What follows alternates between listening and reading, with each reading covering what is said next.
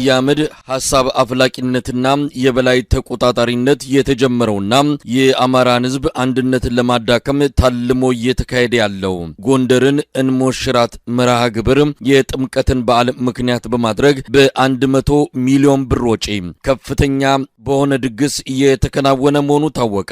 ከ50 በላይ ጋዜጠኞች፣ ቲክቶከሮች፣ የፊልም ባለሙያዎች፣ አርቲስቶችና ጻፊዎች ከፍተኛ ገንዘብ ተከፍሏቸው ለ10 ቀናት ጎንደር ከተማ መግባታቸውንም ያገኘነው መረጃ ያመለክታል።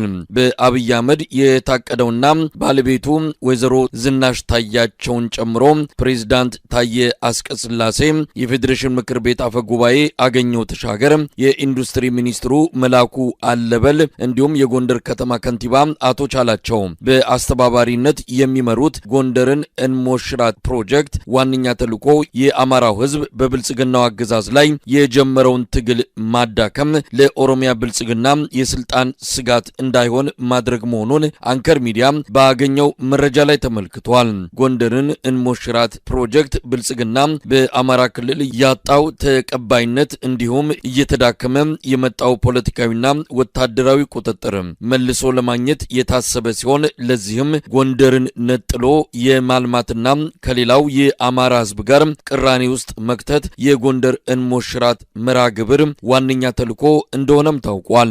የፋኖ ትግል በተቀጣጠለበትና በርካታ ወረዳዎች ከአገዛዙ ነጻ በተደረጉበት በዚህ ወቅት ክልሉ ሰላም ነው፣ አሁንም ብልጽግና እያስተዳደረው ነው የሚል መልእክት ለማስተላለፍ ታቅዶ የጥምቀት በዓልን በማስታከክ መጠነ ሰፊ የገጽታ ግንባታ እንቅስቃሴዎች ከትላንት ጀምሮ በመካሄድ ላይ መሆናቸው ተመልክቷል። የጎንደር ከተማ በከፍተኛ የሰላም እጦት እየታመሰ ሆስፒታሉ ለአንድ ቀን ቀጠሮ 6 ወራትን እየሰጠ መሰረተ ልማቶች ተዘግተውና ፈራርሰው የጥይት እሩምታ በየቀኑ እየተሰማ ባለበት ቀጠና ከ100 ሚሊዮን ብር በላይ ወጪ በማድረግ በከፍተኛ ወታደራዊ ጥበቃ የ10 ቀናት ድግስ በጎንደር እየተካሄደ መሆኑ ነው የተገለጸው። ለእያንዳንዱ ጋዜጠኛ፣ ቲክቶከር፣ አርቲስትና ታዋቂ ሰው የአውሮፕላን ቲኬት 25,000 ብር፣ የ10 ቀናት የሆቴል ቆይታ በቀን 2,000 ብር አበል እንዲከፈላቸው የተደረገ ሲሆን ይህንን በማስተባበር የባህል ሚኒስትር ዴኤታው ነብዩ ባዩ እንዲሁም ተጓዡ ጋዜጠኛ በሚል ራሱን የሚጠራው ሄኖክ ስዩም የብልጽግናው አገዛዝ የፕሮፓጋንዳ ክፍልን እየመሩ እንዳለም ተመልክቷል። በጥቅሉ ለጋዜጠኞችና ቲክቶከሮች እንደዚሁም ለአርቲስቶች ከ30 ሚሊዮን ብር በላይ መመደቡ ታውቋል።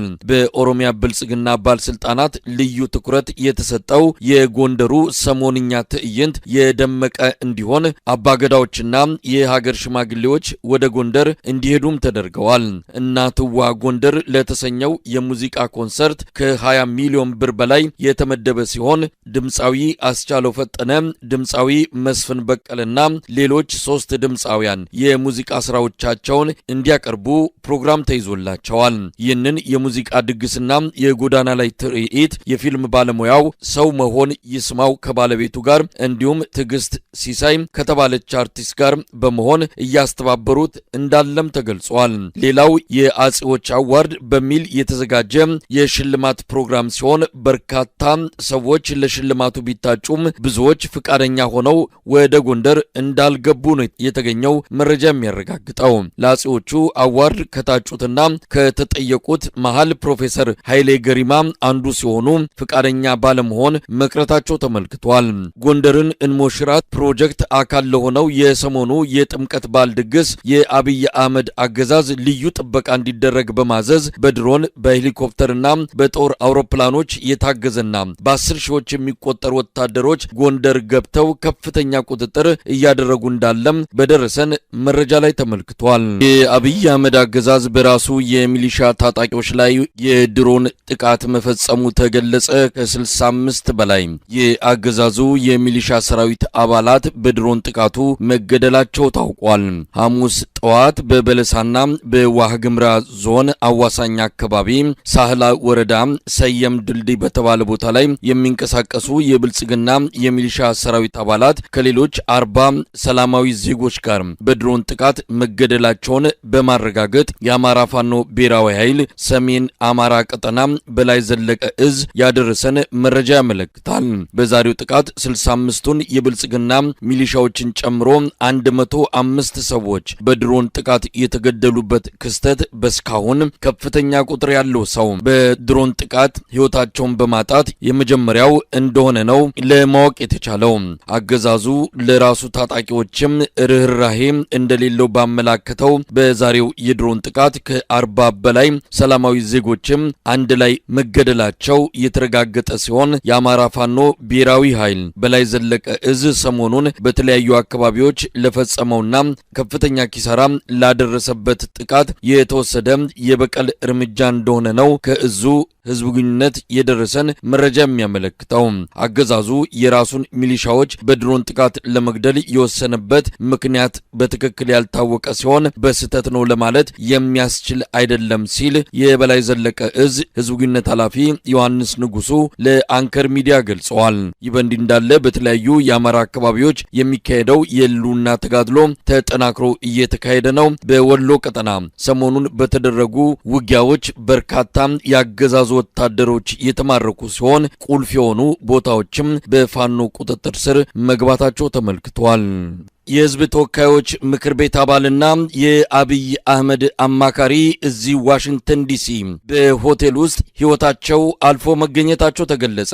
የተለያዩ የብልጽግና ባለስልጣናት በሚገኙበት የሉካም ቡድን ውስጥ ተካተው አብረው እዚህ አሜሪካ ባለፈው ቅዳሜ መጡት የምክር ቤት አባሉ ዶክተር ለታ ተስፋዬ ጁሌ ዋሽንግተን ዲሲ አጠገብ ክሪስታል ሲቲ በሚገኝ አንድ ሆቴል ውስጥ ነው ሞተው የተገኙት። ዶክተር ለታ የደምቢዶሎ ዩኒቨርሲቲ ፕሬዝዳንት እንደነበሩ በወቅቱ በታጣቂዎች በርካታ አመራሮች ሲገደሉ እሳቸው ተርፈው አዲስ አበባ ጠቅልለው የገቡ ከ300 ሚሊዮን ብር በላይ በተፈጸመ የሙስና ወንጀል ተጠርጥረው ሊከሰሱ ሲሉ በአብይ አህመድ ውሳኔ ከእስር ያመለጡ የሳይንስና ቴክኖሎጂ ሚኒስትር ዴኤታ ሆነው ያገለገሉ በሞት እስካለፉበት ጊዜ ድረስም በህዝብ ተወካዮች ምክር ቤት የኦሮሚያ ብልጽግና ተወካይ የፓርላማ አባል የሆኑ እንዲሁም ከቴክኖሎጂ ጋር በተያያዘ የአብይ አህመድ አማካሪ በመሆን ሲያገለግሉ እንደነበረ ነው ያገኘነው መረጃ የሚያመለክተው።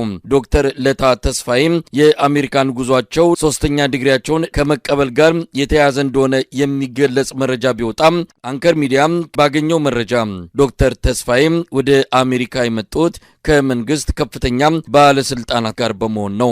ዶክተር ለታ ተስፋዬ ከሉካም ቡድኑ ጋር አብረው ውለው በሰላም ካረፉበት ሆቴል መግባታቸውና ጠዋት ላይ ግን በህይወት አለመኖራቸው መታወቁን የአርሊንግተን ፖሊስ ጉዳዩን እያጣራው እንደሆነ ባገኘነው መረጃ ላይ ተመልክቷል። ዘግይቶ በደረሰን ዜና ደግሞ ዶክተር ለታ ተስፋዬ አስክሬናቸው ዋሽንግተን ዲሲ በሚገኘው የኢትዮጵያ ኤምባሲ አማካይነት መወሰዱንና በሚቀጥሉት ቀናት ወደ ሀገር ቤት እንደሚላክ ታውቋል። የሞታቸው መንስኤ ግን በፖሊስም ሆነ በኤምባሲው በይፋ የተገለጸ ነገር የለም።